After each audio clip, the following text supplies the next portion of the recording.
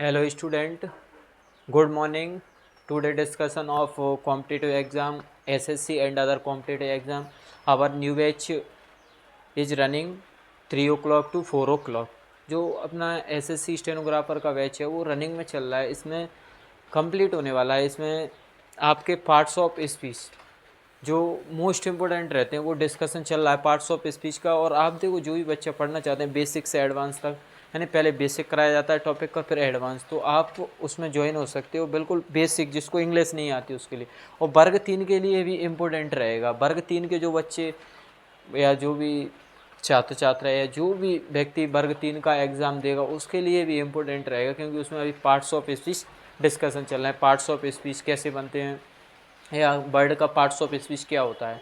तो आज हम यहाँ पर बात करने वाले हैं एंटोनेम और सिनोनेम्स की वर्ग 3 के लिए। एक या दो क्वेश्चन यहाँ वर्ग 3 में आएगा, तो उस चीज़ को लेकर हम आज देखते हैं कि सिनोनेम्स हमें कैसे पढ़ना है, एंटोनेम्स कैसे पढ़ना है। देखिए यहाँ दिया है वर्ग 3, और भी कोई भी एग्ज़ाम हो उसके लिए हो सकता है, लेकिन मैंने वर्ग 3 डाल दिया है कि जो अभी रिसेंट में एग्ज़ाम वो वर्ग 3 का है, एंटोनेम्स और सिनोनेम्स। पहली बात तो ये देखो, एंटो का अर्थ अपोजिट होता है और सिनो का अर्थ सेम मीनिंग होता है। दोनों का अर्थ समझ में आ गया। अब जब आप एंटोनेम्स और सिनोनेम्स हल करते हो तो पहली ट्रिक क्या है आपके पास कि मीनिंग याद कर ली, लेकिन इससे हमारे सवाल नहीं बनते। दूसरी मीनिंग क्या है एंटोनेम्स और सिनोनेम्स करने की? आप क्या कर सकते हो, बहुत सारे सिनोनेम्स याद कर सकते हो, सिनोनेम्स याद कर सकते हो। तीसरा तरीका क्या है, अब आपने सिनोनेम से याद कर लिए तो एंटोनेम से याद करने की जरूरत नहीं, उसी से हमें वर्ड मिल जाएगा, ये इसका अपोजिट है। उसके बाद तीसरा तरीका आपका ये है, यदि आप किसी वर्ड का सिनोनेम्स देख रहे हो तो ये इंपॉर्टेंट है सबसे अच्छा। तो पार्ट्स ऑफ स्पीच में यदि वो सिनोनेम्स नाउन है तो उसका आंसर भी नाउन में ही होना चाहिए। यदि वो एडजेक्टिव है तो parts of speech adjective he answer होना चाहिए। यदि वो एडवर्ब है तो आंसर भी एडवर्ब ही होना चाहिए। देखो, तो ये सबसे इम्पोर्टेंट तरीका है कि यदि मान के चलो कोई वर्ड दिया है पार्ट्स ऑफ स्पीच में, नाउन दिया है, तो उसका आंसर नाउन में ही होना चाहिए सिनोनिम्स में।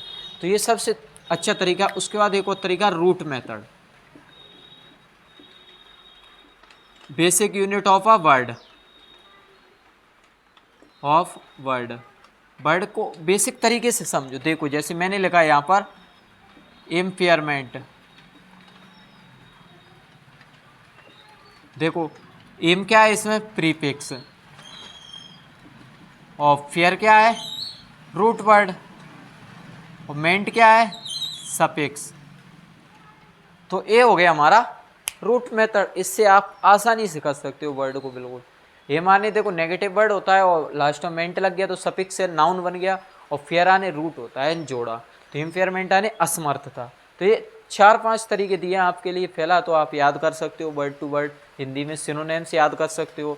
उसके बाद यदि आपको आंसर देना है तो सिनो का सिनो ही होना चाहिए, और नाउन का noun he parts of speech होना चाहिए। जैसे एक वर्ड से समझते हैं हम, यहाँ लिखा है कंपल्सन। अब इसका जो पार्ट्स ऑफ स्पीच है वो नाउन है, आंसर में हमारा नाउन ही होना चाहिए। लेकिन इसमें क्या है कि सभी जो वर्ड हैं वो नाउन ही हैं, ठीक है। लेकिन यहाँ पर देखो हमारा ऑब्लाइगेशन TION लगा है, तो ये पार्ट्स ऑफ स्पीच क्या है नाउन है। इस तरह देखो यहाँ पर वर्ड दिया है एक adulation parts of speech noun है। आप इसको जब सिनोनिम्स देखोगे तो ब्लाइंडिसमेंट, कैजुअल, कॉक्स, साइकोफेंसी, फ्लैटरी, चापलूसी के लिए आता है, किसी की चापलूसी करना। तो ये पहला वर्ड दिया है, ये नाउन है पार्ट्स ऑफ स्पीच, ये सभी नाउन है, क्योंकि आंसर नाउन ही होना चाहिए। तो वो मेथड बहुत अच्छा है, इससे आप सवालों को ज़्यादा से ज़्यादा अटेम्प्ट कर सकते। उसके बाद एंटोनेम्स दिया है तो क्रिटिसाइज दिया है। अगला देखो यहाँ वर्ड दिया है टर्निस, स्पॉइल, स्टेन, इनका अर्थ होता है डिफेम करना किसी को। अगला वर्ड दिया है इनस्पायर्ड आने होता है बेसवाल। इसको जो सिनोनेम्स होगा वो डोबियस, डाउटफुल। अब जो ये वर्ड दिया है ना वो पार्ट्स ऑफ स्पीच एडजेक्टिव होगा, क्योंकि ये आंसर भी क्या होंगे एडजेक्टिव ही होंगे। तो देखना सिनोनेम्स में यदि आंसर देना है तो वो पार्ट्स ऑफ स्पीच वही होना चाहिए जो क्वेश्चन दिया है। अगला आंसर क्या दिया है सर्टेन, ये एंटोनेम्स है। अगला वर्ड दिया है ट्रिम्प आने क्या होती है विक्टरी करना, किसी को विजयी करना। अगला दिया है कॉन्ग्रेव्स आने होता है सिमिलर इन हार्मोनी। तो ये पार्ट्स ऑफ स्पीच क्या है OUS लगा यानी एडजेक्टिव है, तो नीचे आंसर भी क्या होना चाहिए पार्ट्स ऑफ स्पीच एडजेक्टिव होना चाहिए। तो इसका एंटोनिम्स क्या दिया है, इनकंसिस्टेंट। ये सभी क्या है, एडजेक्टिव है अपने आप में, ठीक है। इनकंसिस्टेंट इसका एंटोनिम्स है। अगला वर्ड दिया ऑथेंटिक, ऑथेंटिक यानी होता है जेन्यून, इसका एंटोनिम्स होता है फेक, नकली। अगला वर्ड दिया है बीटीएटेड, बीटीएटेड इसका अर्थ होता है बिगाड़ना। अब इसके सिनोनिम्स दिए स्पॉइल्ड, डिफाइल। उसके बाद एंटोनिम्स दिए इनहेंस, इम्प्रूव, ये होता है। अगला वर्ड दिया है ट्रीटी, ट्रीटी यानी होता है संधि करना किसी के साथ। इसके देखो सिनोनिम्स दिए एग्रीमेंट। अब ये पार्ट्स ऑफ स्पीच नाउन है, तो ये भी क्या होगा, नाउन, ये भी नाउन होगा, दोनों ही नाउन है। मेंट लग जाता है जिस वर्ड के लास्ट में वो नाउन बन जाता है। अगला दिया है एंटोनिम रिफ्यूजल, साइलेंस। उसके बाद दिया है एंट्री, एंट्री यानी प्रवेश करना होता है। एंट्री अपने आप में क्या हो गया, नाउन हो गया, यहाँ पर क्या हो गया, नाउन। तो ये आंसर दिए वो भी नाउन में ही होंगे, अप्रोच। अगला वर्ड दिया एंटोनिम्स इसी का, यानी इन्हीं का एंटोनिम्स दिया है, डिपार्चर, लीव। अगला वर्ड दिया है अप्रूव, अप्रूव आने होता है मजूरी देना, अप्रूव। इसको सिनोनिम्स में देखो, एक्सेप्ट, एग्री। अगला एंटोनिम्स इसका रिफ्यूज और डिनाई कर देना। अगला वर्ड दिया है एनेक्सिटी, एनेक्सिटी यानी होता है चिंता। इसको सिनोनिम्स देखो, वरी, कंसर्न, चिंता, सिनोनिम्स ये हो गए। उसके एंटोनिम्स कामनेस, सेरेनिटी, प्लेजेस। तो इससे देखो आपने 8 वर्ड नहीं किए, 8 के यदि एक ही वर्ड के 4 वर्ड किए हैं तो आप अंदाजा लगा सकते हो, 8 मल्टीप्लाई 4 कर सकते हो, 8 चौक 32 होते हैं। तो 32 वर्ड यहाँ पर हमारे क्लियर हो गए, थोड़े से ही कम समय में 10 या 5 मिनट में हमारे 32 वर्ड क्लियर हो गए। तो आपको मैं ये फिर बताता हूँ कि आपको यदि आंसर देना है किसी वर्ड का, जैसे मैं देखो अभी यहाँ पर देखूँ, जैसे ये वर्ड दिया है इंस्पायर्ड, इसके 4 ऑप्शन दिए हैं आपके पास, देखो अभी बताता हूँ। एक वर्ड देखो, इसको साफ करूँ,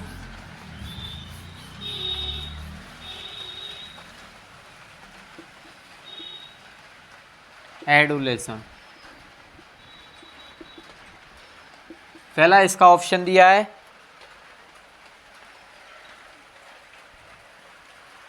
देखो इधर, बीटीएटेड। दूसरा दिया है इनहेंस। तीसरा दिया है डिफाइल।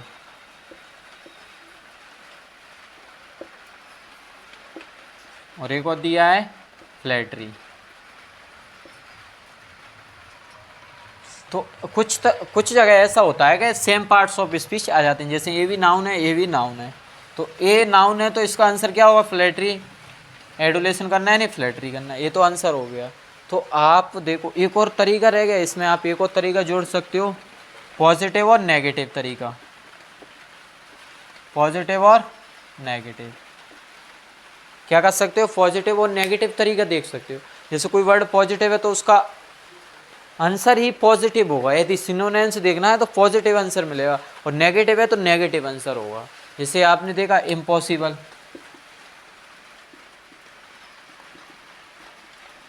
इसमें IM लगा है, नेगेटिव वर्ड है, अब इसका आंसर जो होगा वो नेगेटिव ही वर्ड होना चाहिए। तो आप एक तो ऐसे पहचान सकते हो, और एक आप ये रूट वर्ड, और एक आप नाउन का नाउन पार्ट्स ऑफ स्पीच होना चाहिए, एडजेक्टिव का एडजेक्टिव, एडवर्ब का एडवर्ब, और एक आप सिनोनिम्स याद कर सकते हो बहुत से, और एक आप हिंदी याद कर सकते हो। और उसके बाद लास्ट तरीका सबसे अच्छा है रूट मेथड। वर्ड के बेसिक डिस्कशन को समझो, क्या कह रहा है ये वर्ड, उसको समझने की कोशिश करो। इस तरह से आप बहुत अच्छे से कर सकते हो इनको। तो ज़्यादा से ज़्यादा आप सिनोनिम्स पढ़िए, इससे क्या है आपको जो क्वेश्चन का हल करोगे ना उसमें आसानी होगी, बिल्कुल भी कन्फ्यूजन नहीं रहेगा। आपने पढ़े हैं, हमें दिमाग में है ये वर्ड पढ़ा है, इसका सिनोनिम्स ये होता है, तो आप तुरंत उसका हल कर सकते हो। आई होप ये समझ में आया होगा, समझ में आया होगा तो लाइक और कमेंट करके बताना कैसा लगा, जिससे मैं आगे आपके लिए और वीडियो प्रोवाइड कराऊंगा वर्ग 3 के लिए एंड अदर कॉम्पिटेटिव एग्जाम के लिए। और हमारा जो न्यू बैच है वो रनिंग में अभी चल रहा है, जिसको 10 या 5 दिन हुए, बढ़िया आप उसमें ज्वाइन हो सकते हो और उसमें अपनी इंग्लिश को इम्प्रूव कर सकते हो। Thank you so much.